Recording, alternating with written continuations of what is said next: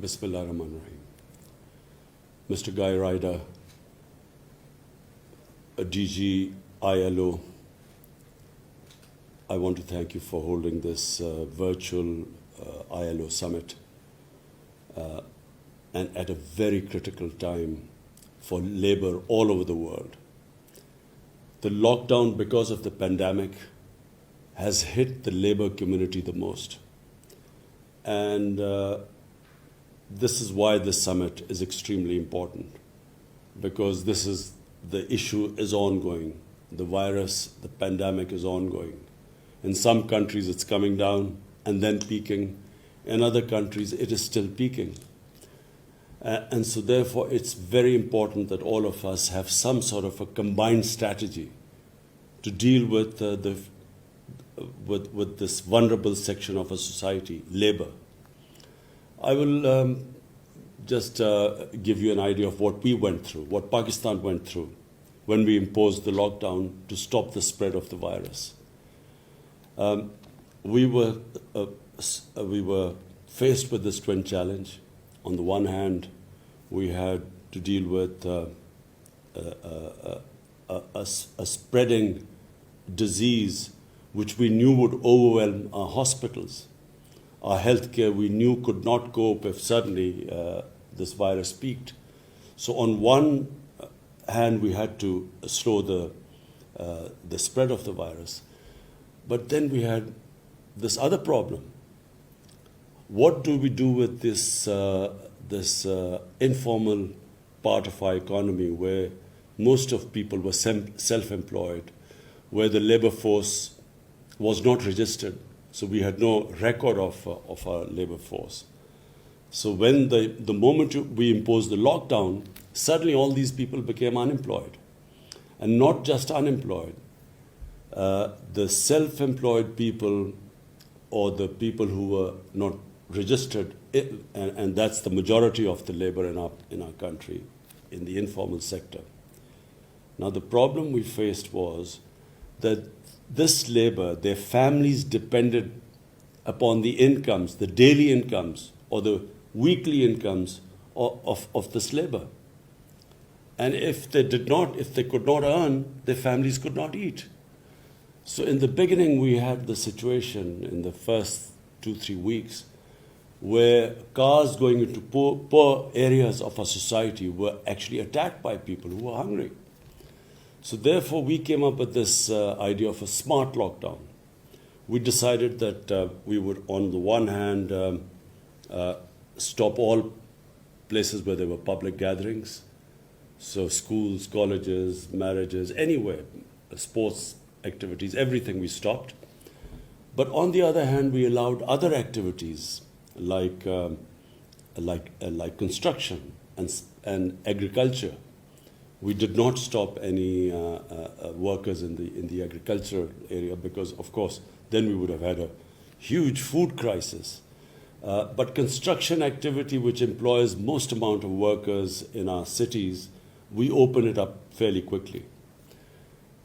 On top of it, we decided that we needed to transfer cash to this informal part of our labor, which there was no registration. Those who were registered, we asked the employers to keep them employed, and we compensated for them.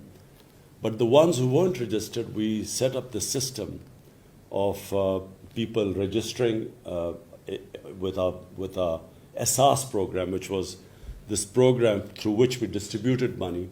We had desks everywhere where people were registering there. We had them checked.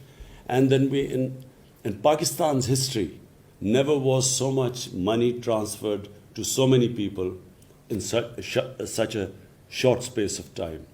So that's saved us from some of the worst aspects of the lockdown. For instance, we saw what was happening in India. India did the opposite. They went for a curfew almost. And they had the huge problem of millions of migrant workers who were just left stranded. And on top of it, their poverty, because of this very strict lockdown, their poverty rates have gone up. But having said this, the future is very uncertain. We don't know how long the economy will take to recover from the impact of this lockdown. So no one is sure right now where we are headed. And we are all praying that some vaccine comes out as a cure to this virus. But in the meantime, this uncertainty prevails. And what we all know, the most vulnerable section of our society remains our labor. And that's why this summit is extremely important. We need to share ideas.